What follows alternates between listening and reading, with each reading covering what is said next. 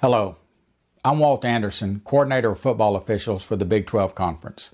Understand the difference between illegal targeting actions that we will even often celebrated, even though incidental contact to the helmet can occur. Players should is in these four types of plays. Number one, hits on receivers. Number two, roughing the passer. Number three, hits on quarterbacks or runners in both an upright and a sliding position. And number four, blindside blocks. Fouls. These four high-risk guidelines are launching at the opponent by leaving the feet to attack by an upward and forward thrust to make contact to the head and neck area.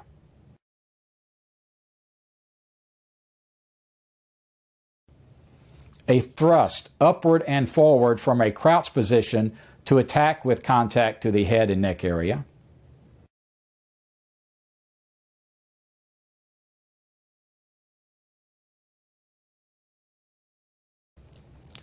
Striking with the helmet, forearm, fist, hand, or elbow to attack the head and neck area.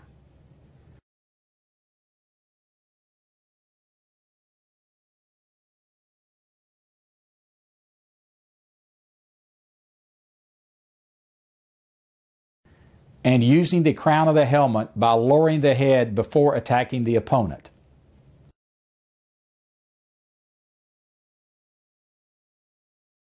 That leads to these fouls. These four low-risk guidelines are a heads-up tackle in which the crown of the helmet does not strike above the shoulders.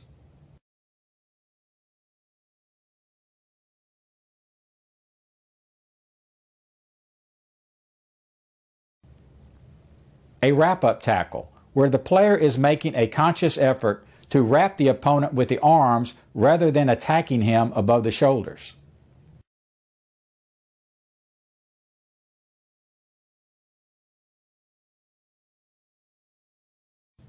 The head is to the side rather than being used to initiate contact.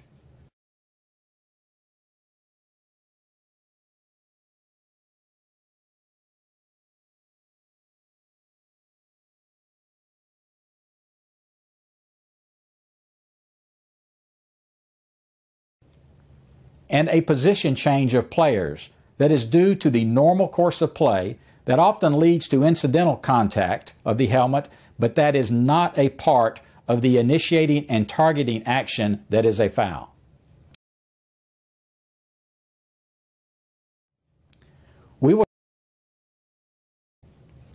Let's take a look at some plays in our first category, which is hits on receivers.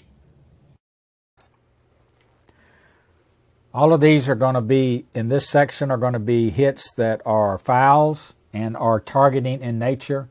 Here the linebacker, totally unnecessary. Easily could have avoided this contact. The same here. These are the types of acts we've got to get players used to avoiding.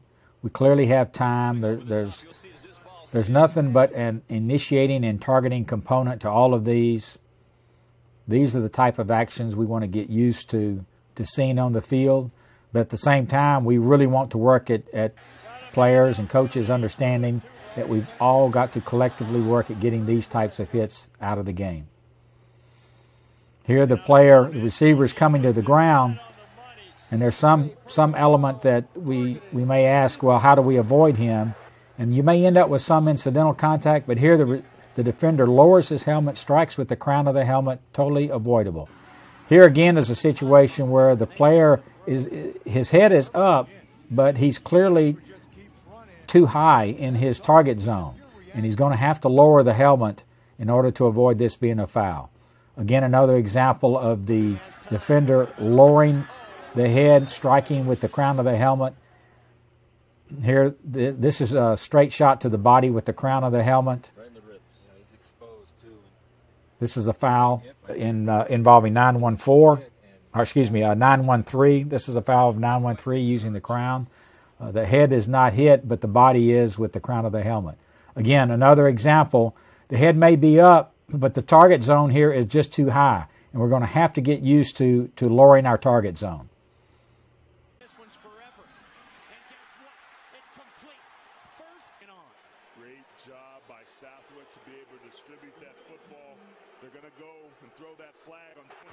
Again, the defender coming in high. This is a foul for targeting. Another example here, the defender easily could have avoided this high hit on the receiver. Instead, he lowers his helmet, even aims to the right. Defender here has clearly got to avoid this type of contact to the receiver, correctly called by the umpire. This is an example of the striking category, where the defender uses the left shoulder, left forearm straight to the head and neck area of the receiver. No elements in terms of trying to get to the head to the side, wrap up, to try to do some of the things that would lower the risk of targeting.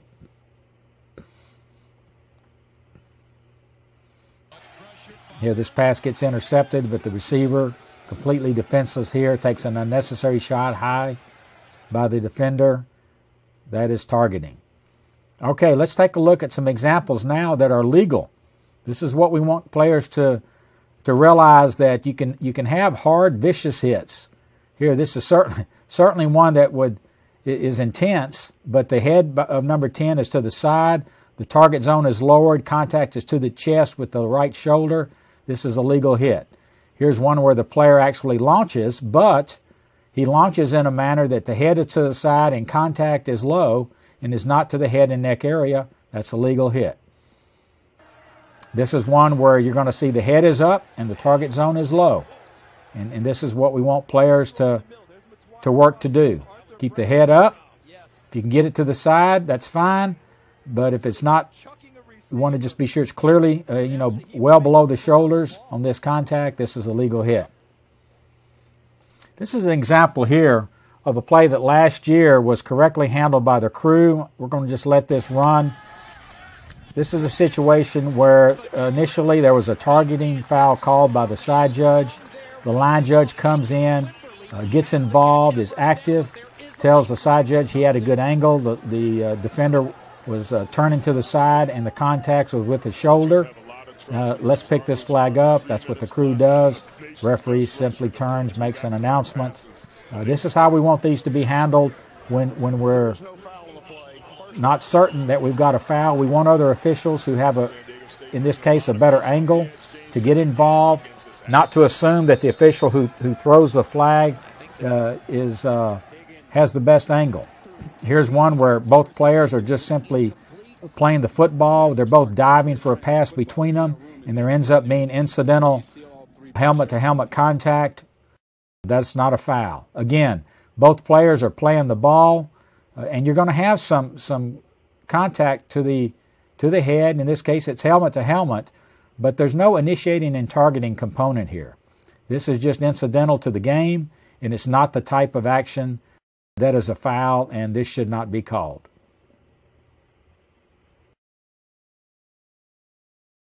This is the same player that committed a foul earlier, number 30. This is proper technique. The head is to the side, leads with the shoulder to the chest, legal hit.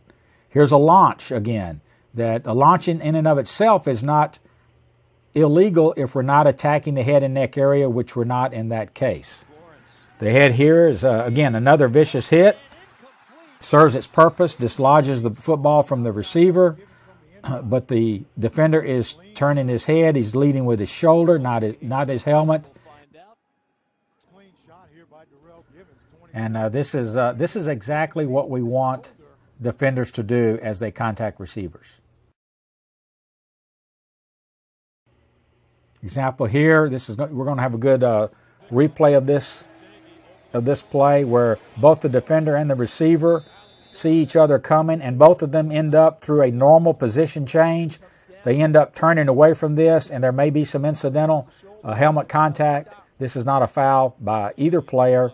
This is just incidental to the game and should not be called. This is not an illegal hit on a receiver. Again here, good example, number 8, the defender. Good job turning his shoulder into the receiver, legal hit. Another example here of a position change where both players, the defender, number 10, he's turning his head, he's trying to get low. He's doing exactly what we want a defender to do. The receiver, who at the last moment sees the contact coming, lowers his helmet, and that resulting position change will often result in some incidental helmet-to-helmet contact. That's not a foul. Good example of the defender wrapping up, not leading with the helmet. This is good technique. Not a foul by number 35. Knocking the ball loose. He has time. Caught for a first down for Utah State. This ball is thrown up there. The guy goes up, does a great job, takes a heck of a hit from the free safety. Hello, I'm Walt Anderson, Coordinator of Football Officials for the Big 12 Conference. And on behalf of Rogers Redding, National Coordinator for College Football Officiating, we want to continue this second part in our series on targeting. In this part, we will review targeting as it relates to roughing the passer, hits to runners, including the quarterback, in an upright and sliding position, and blindside blocks. Our second category of plays involves roughing the passer, and it is important that we state that not all fouls for roughing the passer are going to be targeting in nature. In fact, most roughing the passer fouls are not targeting, and therefore will not have as a part of their enforcement disqualification. However, defenders need to understand that initiating and targeting the quarterback in the head or using the crown of the helmet to punish the quarterback has no place in our game. Let's look at some examples of roughing the passer that is and is not targeting. In this section, you will see actions that are indeed fouls for roughing the passer and should be called, but they are not targeting, and as such, would not carry with them a disqualification. There can even be contact to the helmet that, as long as that contact is not initiating and targeting the head and neck area, in this case, all you will have is roughing the passer.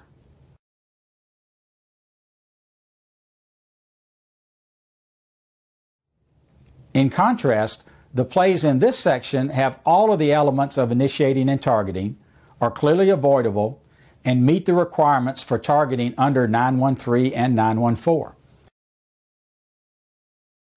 In these plays, roughing the passer is called, and the announcement should include the word targeting, which will require disqualification. Quarterbacks in the act of passing are especially vulnerable, and thus are properly granted additional protection from actions that by their nature create the type of injuries to the head that we are working to eliminate. Right up the middle. They emptied both inside linebackers out right to the head. Yeah, helmet to helmet. Yeah, that's an easy call, but it's impressive because it's the best throw by Lunt today, and look what he had to do to make the best officiated games that we've seen all year. Clearly a late hit there on redshirt freshman quarterback Trevon Boykin. Let's bring in Mike. Defensive lineman, great job by Sam Meredith coming inside. A lot of penalties, but they're one of the least penalized teams in the country this year, but that's... When you've got no backs in the backfield, West Virginia sent 6 rushers. So Hits to runners in both an upright and sliding position must be made in a manner that is not targeting.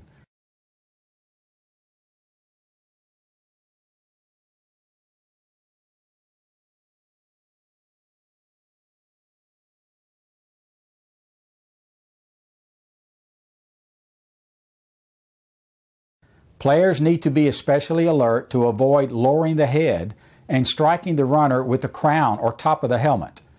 When you use the crown of the helmet in this manner, it does not matter which body part of the opponent you strike. The foul for targeting occurs when you initiate and target the opponent by using the crown or top of the helmet in this manner.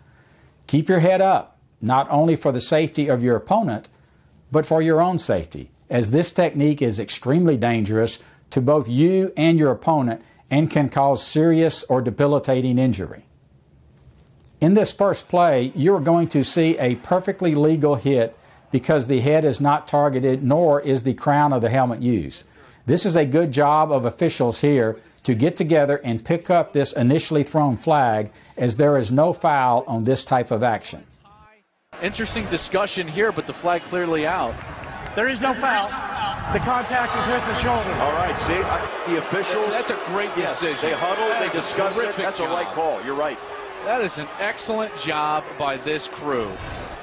Because I thought it was a late slide, and then he tries to pull up, and he goes with the shoulder, and he goes low. Conversely, this type of hit on the sliding quarterback is unnecessary and is an example of the type of initiating and targeting action that will result in a foul and disqualification for targeting. Here, the defender lowers his head, initiates and targets the runner with the crown of his helmet. This is targeting and was correctly called on this play. This year, this foul will also carry a disqualification for number 95. Get your head up. Do not lower your head and lead with the crown of your helmet.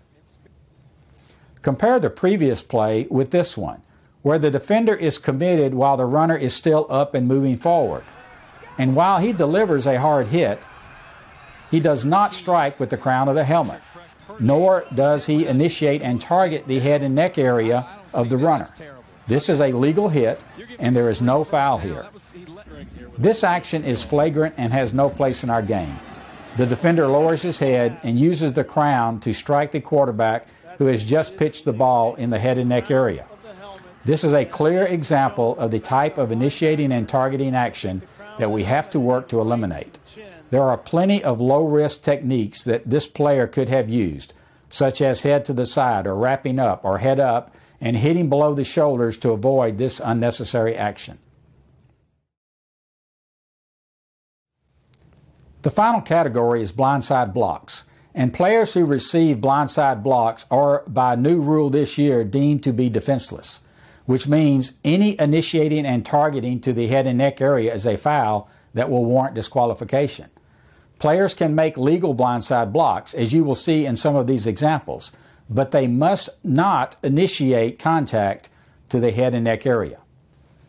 This section of plays includes actions that are targeting and would deserve disqualification.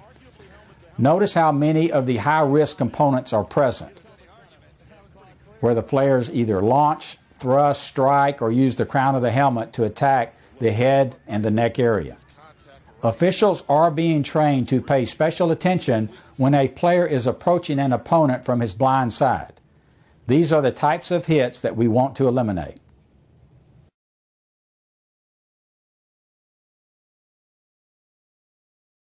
Plays in this section are legal blindside blocks, and many of them will be very hard hits because of the speed of the game and the contact that inevitably occurs.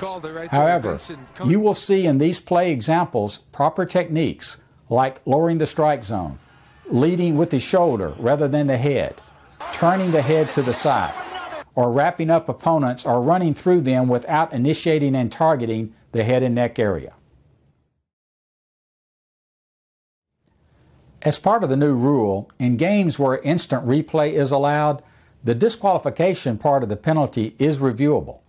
The replay official can remove that part of the penalty if he has indisputable video evidence that initiating and targeting consistent with either 913 or 914 did not occur.